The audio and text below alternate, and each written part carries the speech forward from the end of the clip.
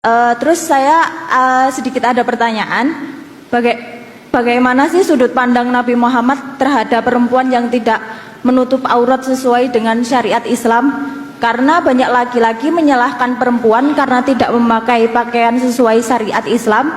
Ketika melihat itu, mereka timbul syahwat. Kenapa tidak dibalik saja?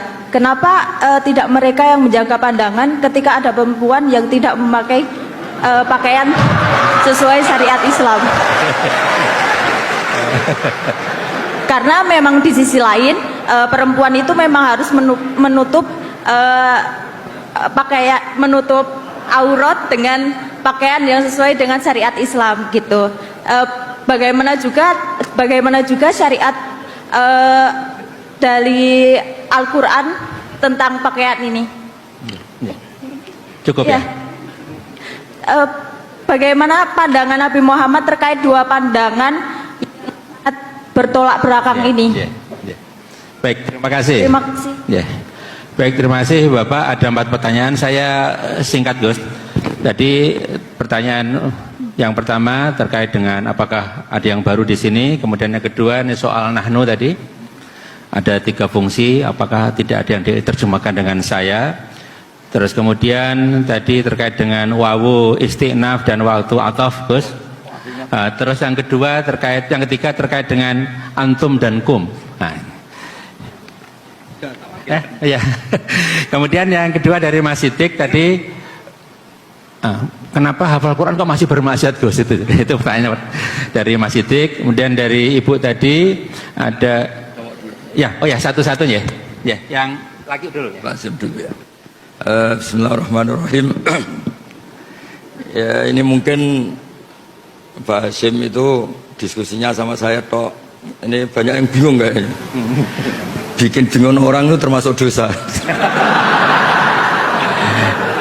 Jadi ya saya ini kan kenal sama keluarga Pak Hasyim dari Buyangan ya, dari Padin. Yang bapaknya kiai itu. Mungkin beliau frustasi terus di Jogja itu.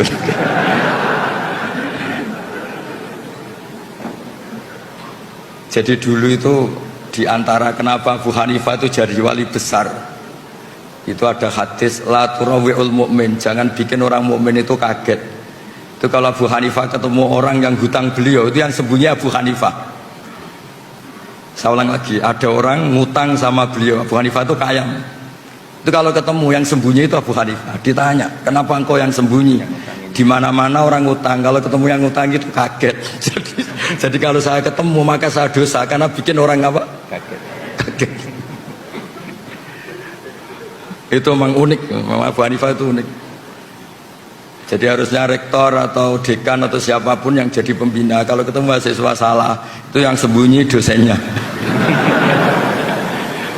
Kedua cerita Robiah Adawiyah. Robiah Adawiyah itu rumahnya tuh ada maling. Robiah Adawiyah itu sembunyi sampai maling jatuh keluar gak bawa apa-apa. Ditanya, kenapa yang sembunyi engkau? Saya ini malu sama malingnya karena tidak ada apa-apa yang bisa dicuri. Jadi saya hari ini syukur betul, saya pas agak sakit, agak batuk ngaji, saya tadi bilang ke istri saya, mungkin ini fase saya jadi kiai sepuh, jadi kalau ngajar sudah sambil batuk-batuk. Begini, saya kebetulan ngikuti Prof. Zaini itu mulai 2004 sampai beliau wafat 2019 ya? 2019. Ini ada Bu Ova putrinya. Beliau menerjemah itu berdasar keahlian beliau sekolah di Al-Azhar itu sastra Arab. Saya pernah menanyakan yang ditanyakan Pak Hasyim, kenapa kami kok nggak diterjemah saya atau saya kok kami? Beliau itu hanya jawab gini, kok kalau kalian dari antum kok kasar? Hanya alasannya kasar. Saat itu saya juga tanya Pak Kures karena beliau ikut di Kemenak, juga per menteri yang ini Pak Nazar itu saya juga dapat SK termasuk diberi hak untuk ikut merubah kalau ada yang gimana di Kemenak. Itu sama-sama Pak Zaini sama Pak Kures itu sama-sama bilang gini, termasuk judul ini dari Prof. Zaini termasuk dari Pak Kures, semua dianjurkan pakai judul ini, Al-Quran Karim dan terjemahan artinya. Jadi bukan dan terjemahannya, tapi dan terjemahan artinya. Jadi karena bahasa Indonesia itu tidak akan mewakili bahasa Arab atau bahasa aslinya. Terkait nahnu tidak diterjemah saya, padahal wakilnya itu Allah atau Al-Mu'adzim Nafsa, itu banyak ulama yang bilang gini, ketika Allah cerita nahnu itu memang melibatkan banyak orang, banyak pihak. Misalnya nahnu khalaqnakum, itu memang karuan Allah sentral, tapi kan untuk menjadi manusia itu ada hubungan suami istri, ada macam-macam. Begitu juga inna nahnu nazzalna dzikra, melibatkan Jibril, dan Quran ini dijaga juga melibatkan banyak yang hafal Quran ini itu. Maka pakainya nahnu. Tapi kalau Allah itu sendiri dan memang hanya sendiri, itu Allah tidak pakai iyana, tapi iya itu fa'iyaya fa'budun, fa'iyaya farhabun. Itu, tapi saya ulang lagi, itu hanya analisis. Tapi itu diyakini banyak ulama Al-Azhar. Terus kedua, tentang isti'naf. Memulai kata itu ada dua, ada yang memang benar-benar permulaan, ada yang hakikatnya itu tidak permulaan. Itu yang menjadikan Pak Zaini atau Pak Kures atau Kemenak sekarang itu, ya kadang-kadang beda, tapi tetap ada kata dan. Misalnya begini, innal abrara lafi naim wa innal fujara lafi jahim. Itu memang wawunya sudah bisa anda ataf, bisa ataf. Nah, melihat adat Allah itu menyebut dua hal, habis cerita surga, neraka, cerita orang baik, orang jelek, maka tradisi menyebut dua hal ini terus menjadikan wawu di mana ini tetap dan. Begitu juga wala talbisul haqqa tadi. Sebelum itu memang sudah ada nasihat-nasihat yang banyak. Kemudian terkait apakah ada penambahan di sini? Kalau nambah enggak. Tapi saya dulu pernah pamit sama Prof Zaini untuk fikihnya itu memang banyak catatan kaki, dan itu era beliau. Era beliau cuma beliau kan sastra, yang disuruh nekuni itu saya. Karena ya ini semoga enggak terjadi.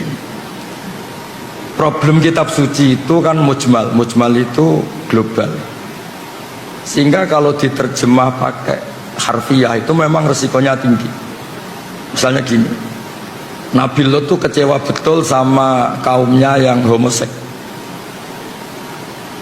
Tapi ketika kecewa malah dengan tanda kutip bikin kata-kata yang riskan, yaitu beliau ngendikan haula ibanati hunna adharulakum, kamu jangan mendatangkan kepuasan anda lewat lelaki. Saya ini punya putri banyak yang lebih suci bagi kamu.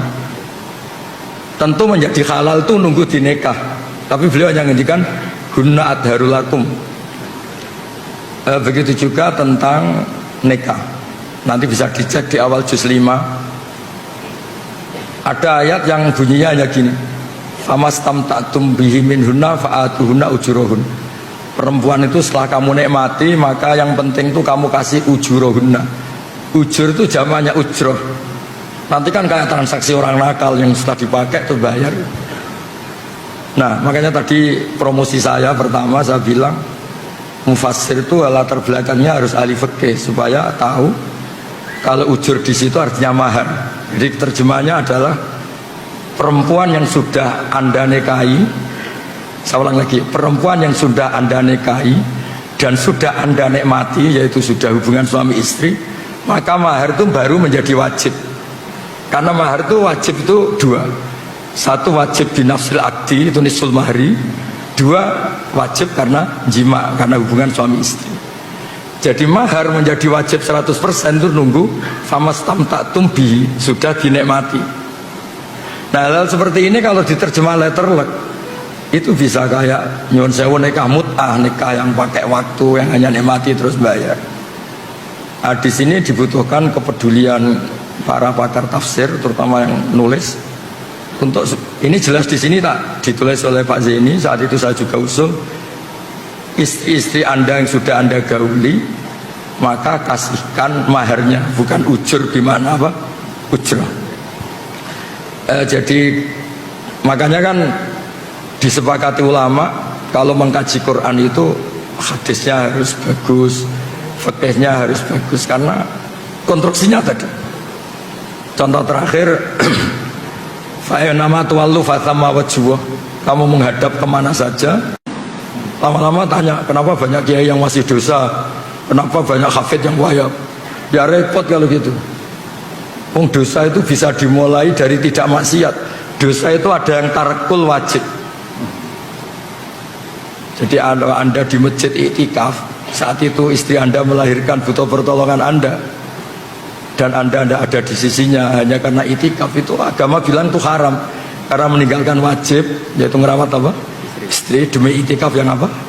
Sunnah. Jadi bisa saja yang di sini itu sekarang haram, ya bisa saja. Ternyata di sana banyak kewajiban, ditinggal apa? Di sini. Tapi bisa saja taat, karena pas di sini berarti tidak masih. Nah, saya kira demikian. Ini yang dari ibu-ibu, Bu. Yang pertama ini Gus, komentar lagi, terhadap sesuatu yang tidak wajib jangan diwajibkan. Termasuk tadi jangan mengharamkan yang rokok contohnya tuh. Kemudian yang terakhir ini sudut pandang Rasulullah terhadap yang tidak menutup aurat. Enggak gitu Kenapa nyalain perempuan? Jadi dua perspektif tadi Gus, dua sudut pandang. Rasulullah kira-kira yang mana Gus gitu? Begini ya. Jadi saya pernah cerita, mungkin di sini mungkin pernah cerita. Saya itu punya tamu, kebetulan teman-temannya bapak, dua orang sudah sepuh. Pas rame-ramenya MUI dulu fatwa rokok itu apa haram itu. Dua kiai ini sepuh dan saya cium tangan karena sepuh. Gus, saya ini mau tanya, kalau Anda jawab haram tak lawan, kalau jawab halal saya setuju.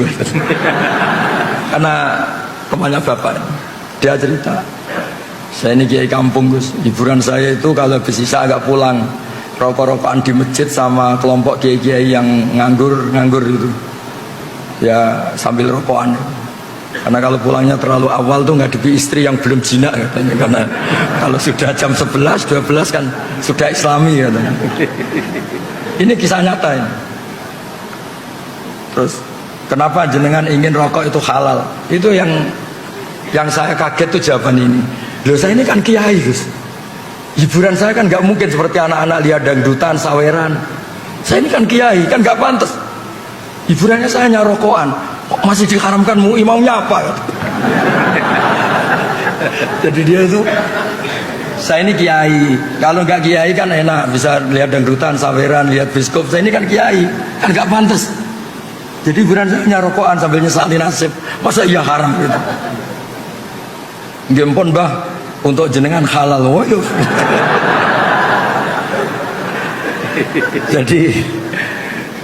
Jadi memang apa ya, sudut agama itu makro itu nggak jelas haramnya, tapi juga Anda jangan bilang halal, karena kadang ya sampai ganggu kesehatan misalnya. Tapi juga kan bilang haram karena takutnya tadi ada orang-orang tertentu yang untuk melawan nafsunya, melawan mungkin dia agak hiper, itu dengan melupakan dirinya dengan cara seperti itu. Makanya di Ihya itu ada bab suatu saat akhir zaman itu ibadah terbaik itu tidur. Kenapa?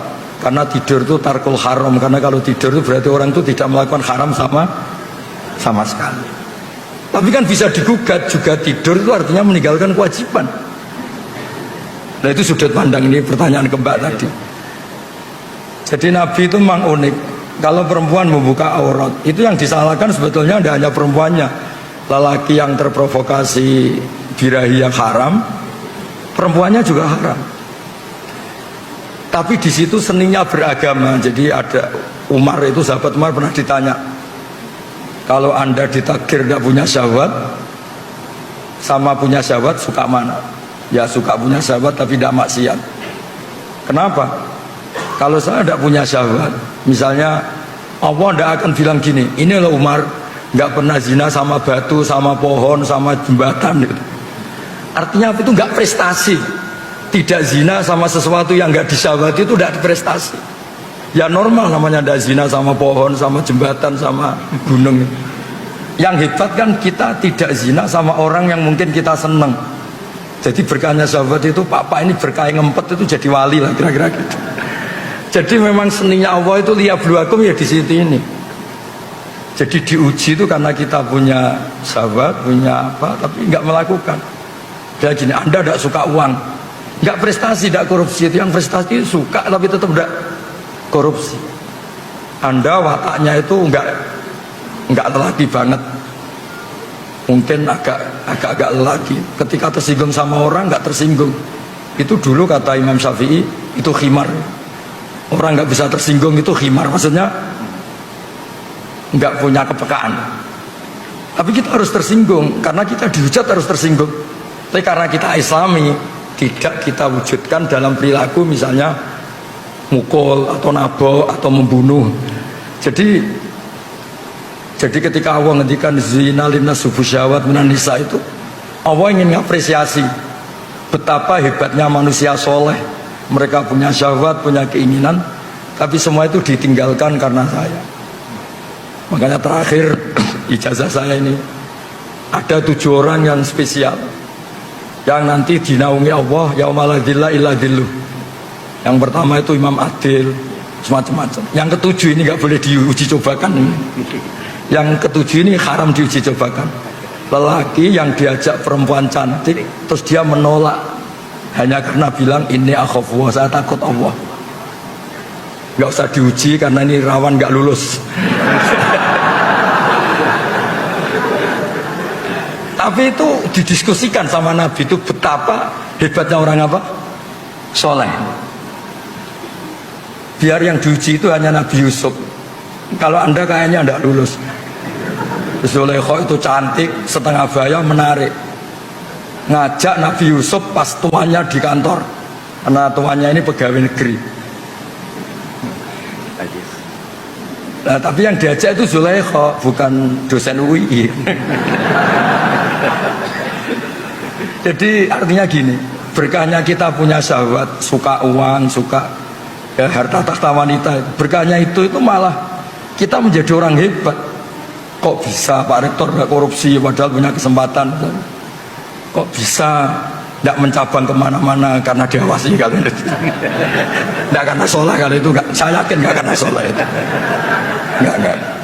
Untuk husnudon soleh itu butuh dalil. Karena takut Allah. Ya. Takut istri atau takut Allah? Dua-duanya guys. Kalau takut Allah dan istri malah syirik no?